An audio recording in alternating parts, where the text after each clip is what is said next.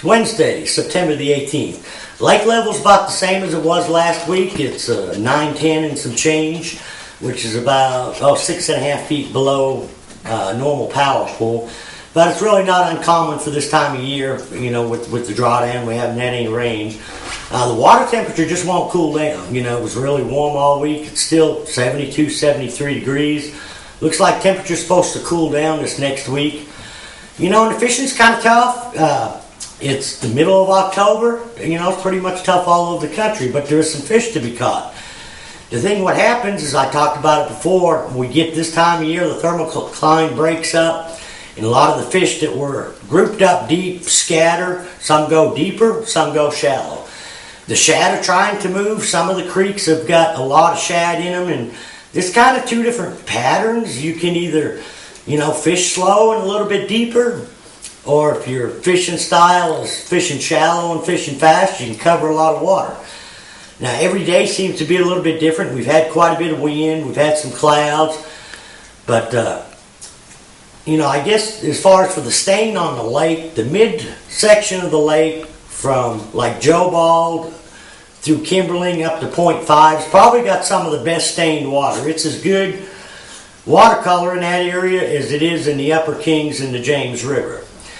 Now, you know, if you're fishing deeper, I've been catching some fish on a spoon, a white spoon, and we throw a lot of different kinds. I'll show all the baits at the end so she doesn't have to zoom up at different times.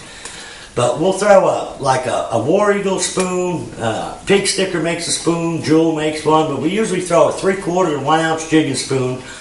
And a lot of the fish I'm catching on the spoon some of them might be out over 50 to 80 foot of water, but they're 35 to 40 foot deep, suspended. And the best areas, it seems like to me, to key on are bluff ends. And I use the spoon a little bit more in the fall than I do a drop shot. Seems like the fish start getting where they're feeding pretty heavy on shad. So I think that spoon will produce a little bit bigger fish. And the good thing about it, whether it's windy or whatever, the spoon gets down there quicker. You don't have to finesse them with the spoon like you do a drop shot. You can fish the spoon on 15, 17 pound line. You don't have to worry about breaking any fish off. Now, on the same areas, you know, you can get up on the bank, and we've been catching some on a wigglewort, and also a Spro rock crawler. A lot of the colors that seem to be working good on the crankbaits are crawdad patterns. I am catching some on like a flat-sided Strike King crankbait, and also a Series 5. But you got to cover a lot of water. You know, wind seems to be the key deal as far as when you're looking for them crankbait fish. You might catch some out on the main lake, you might catch some back in the creeks. The main, I guess, common denominator, it's rock change, whether it's big rock to football size rock, or, you know, football size to pea gravel. But it's where the bank is changing, a little bit of depth change, and also the rock change. Now, the other pattern that's going on as far as the shallow fish, whopper plopper, you can catch a lot of fish on, a Zara spook, but you got to fish the baits, I'm finding, really slow. And, you know, we were making a joke the other day, it's about 250 casts per fish. But whether you're fishing shallow or, you know, with the whopper plopper or throwing a crankbait, the good thing is when you get one bite, you'll get 2 or 3 bites in an area. The best colors on the whopper plopper seem to be the monkey butt. I am throwing a black or bone color if it's overcast or if it's, you know, low light conditions early in the morning. And I've been going to the backs of the creeks, and I mean, you can't hardly fish too shallow. And like I say, the main lake around Kimberling has got some of the best color. I've been going all the way to the backs, fishing from 10 feet on back. If the sun is up, the fish seem like they're on wood. If it's cloudy, they seem like they're on the flatter banks, not necessarily relating to the cover. But a lot of the key is you got to have a bait a creek that's got shad in it. So a lot of times I'm running from the back of one creek to the next. Now, I know a lot of you guys coming down here for the FLW Championship in a couple weeks. Sportsman Factory Outlet here in Springfield may not be the biggest tackle store, but it's probably the best tackle store for carrying what we use on this lake and Lake of the Ozarks and Stockton Lake. They've got different colored zoom baits, certain runs that other stores don't have. They've just got an excellent selection of what you need. And if you don't have time to stop in there, I'm going to give you a phone number. They will ship anything to you. So here's their phone number in Springfield. Call them, see if they got what you need. They've got a good selection of the whopper ploppers. And another thing I've been catching some fish on out on the main lake points is a swim bait on a scrounger head. Now I'm going to show you and I'm going to show you the tackle now, so we'll zoom in on everything. But this is an old scrounger head that's been around for a while that has worked good. The problem with it, we always felt it had too small of a hook and no way to hold your bait up on there. Well, this other company, and I got the name of it here, is Sniper Head, has come out with a new one. It's got a screw lock up here where the bait won't slide down. It's got a nice big wide gap hook so you can use a bigger swim bait. But I've been throwing this like on the main lake points where you'd normally throw a spinnerbait or topwater around the cedar trees. I've been throwing this in the center of the creeks where there's a lot of bait. I'll drop it down to 5 or 8 feet and just slow roll it like a spinnerbait. But the Sportsman Factory has these in stock. It's kind of a new deal. They just come out, but it's really an awesome deal compared to the old one. Now, another thing that's we're catching some fish flipping docks, shallow docks.